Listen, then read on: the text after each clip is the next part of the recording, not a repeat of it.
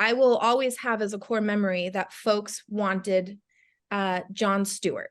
Jon Stewart was having this moment. He was coming up time and again, folks were voting for him and whatnot. I remember this sentiment, this feeling of like, everybody's asking us for Jon Stewart and we're going with Steve Jobs. Like, how is this going to pan out?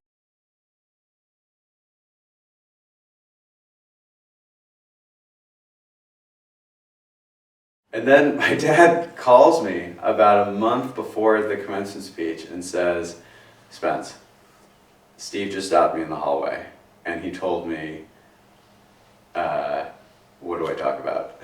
Can you ask your son to send me an email with some ideas or what they want to hear? And so I remember thinking, oh God, oh no, maybe we did make a bad choice here. And so again, I talked to my fellow senior class presidents, and we wrote an email, which I wish I still had. I'm sure, I don't know where it is now, but I remember it being very formal of like, Steve, we probably call him Steven, I don't know. Steve, thank you so much for accepting our invitation. What we'd like is this beautiful blah, blah, blah. And I'm sure he read that email and was like, what? This is not helpful at all. He did not respond to that email, and so we were a little concerned of, uh-oh. But okay, still going fine. Everybody's happy. It's exciting. We're all still very excited.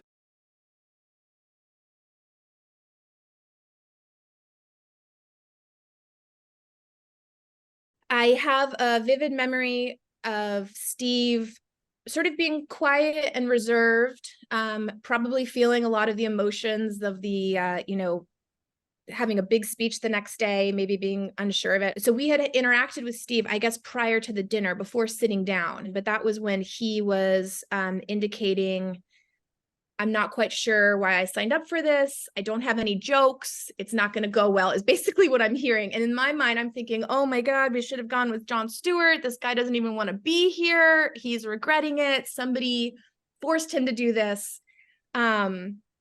What's going to happen tomorrow?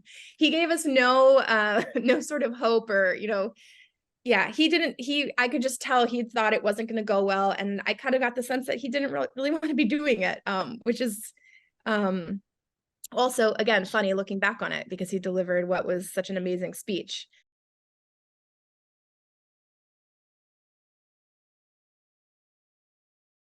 You line up with your class at like 8 in the morning or something like that outside the stadium.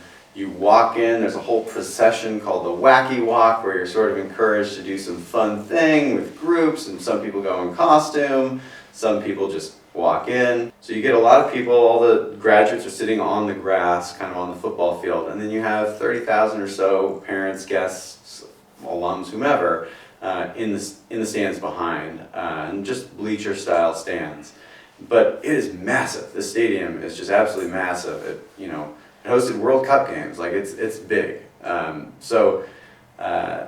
again, it was hot and it was just beating down. And you're out there all day because you have to get there so early, and you're in this black robe and you're just sweating like crazy. And then finally they call Steve up, and Steve, he just made you feel like he was talking to just you, and that was lovely. The whole thing was lovely. It was just. It didn't feel like homework. I feel like sometimes you listen to commencement speeches and they just say, here's what I did, you should do the same thing. That was not the vibe with Steve. Having been in the audience, there was this sentiment of, we're having this like most amazing day, you're graduating, and someone's talking about, cheating death. And there was like a little bit of like, there were some darker moments, if you will, or like things where like, you were like sort of thinking in your mind, is this as bright and cheerful as a commencement speech typically is? So I say that because I don't think we all realized how important his speech was until we left and found it, revisited it, had others tell us how important it was. He gave us the commencement speech we didn't even know we needed.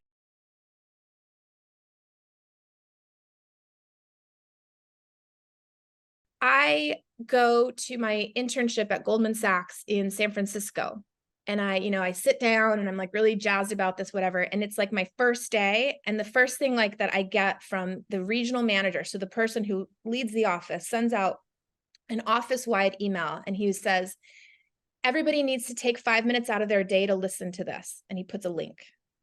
And it's the Steve Jobs commencement speech. I'm thinking like, oh my goodness. And like people are, they're listening to it, they're watching it, and then they're like commenting on it, and then of course, like I had to like start telling people because I was so like, I found it like amazing that people, were catching on to it so much. And then I started seeing it being written up everywhere and whatnot. So that's when it really dawned on me, just how amazing it was. And I think also it's a little bit of like, what stage of life are you in, right? Like I needed to revisit that speech, years later when I needed to be reminded that, stay hungry, stay foolish. Like, are you, living up to what you want in life? I'm very proud of that whole situation. I'm very proud of being a part of it. Like, as one of my senior class presidents said years later, that's probably the most famous thing that I'll ever be associated with. And it's lovely to see that message kind of get out there and people are still watching it and still referring back to it. And I'm glad that story and his stories got out there.